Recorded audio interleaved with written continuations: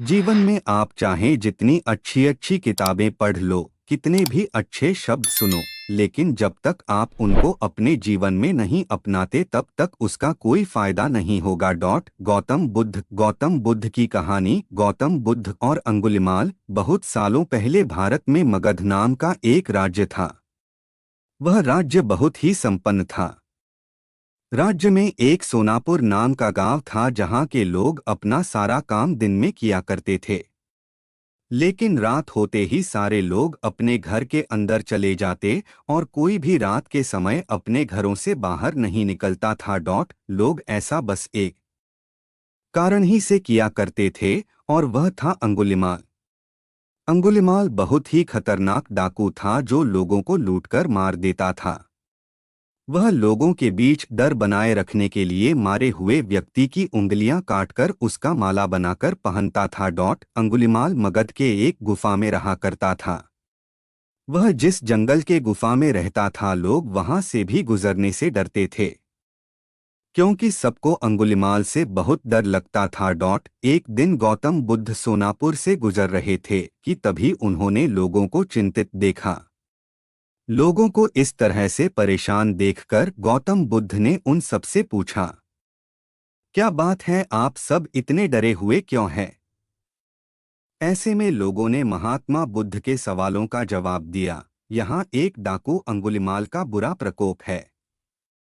वह लोगों को लूटकर मार देता है और उनकी उंगलियों को काटकर उसका माला बनाकर पहन लेता है। इसीलिए हमारे गांव के लोग बेहद डरे हुए हैं। अब आप ही बताइए कि हम क्या करें? अच्छा, ऐसी बात है। तो फिर वह अंगुलिमाल रहता कहाँ है? महात्मा बुद्ध ने लोगों से पूछा। ऐसे में एक व्यक्ति सामने आया और महात्मा बुद्ध को बोला, वह जंगलों में रहता है।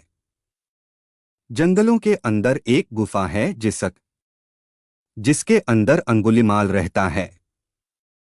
यह सब सुन लेने के बाद महात्मा बुद्ध अंगुलिमाल से मिलने जंगल की ओर चल पड़े। सोनापुर गांव के लोगों ने उन्हें रोकने की बहुत कोशिश की, लेकिन फिर भी वह नहीं रुके और जंगल की ओर चल पड़े।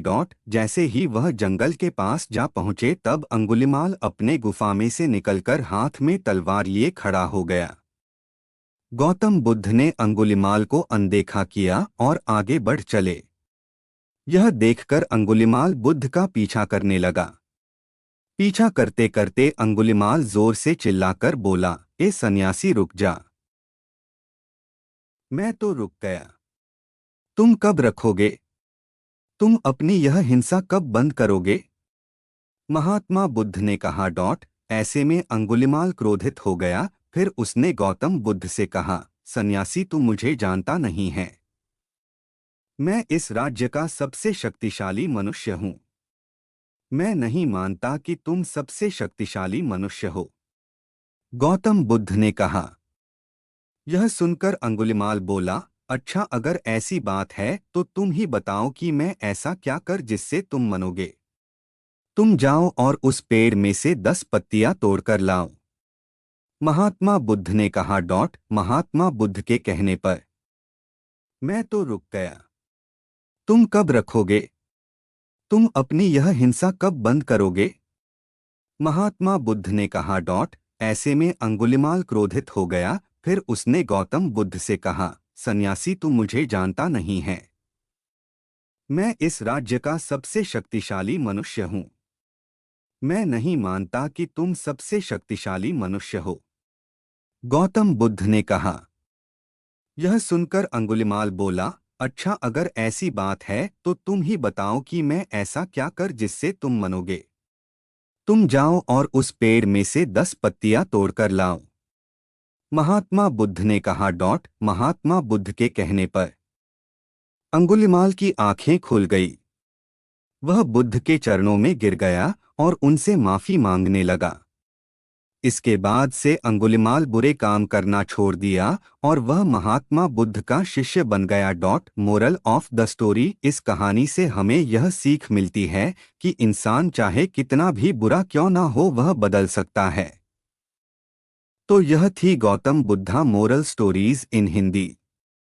अगर आपको यह कहानियाँ अच्छी लगी तो इसे अपने दोस्तों के साथ जरूर शेयर करें और उन्हें भी गौतम बुद्ध के विचारों से अवगत कराएं और उनके जीवन में परिवर्तन लेकर आए। बुद्ध की सीख। अहंकार में किया काम निरर्थक साबित होता है। उसके पूरा होने में बहुत ही कठिनाइयों का सामना करना पड़ता है। इसलिए अहंकार से नहीं, स्वच्छ मन से कार्य करना चाहिए।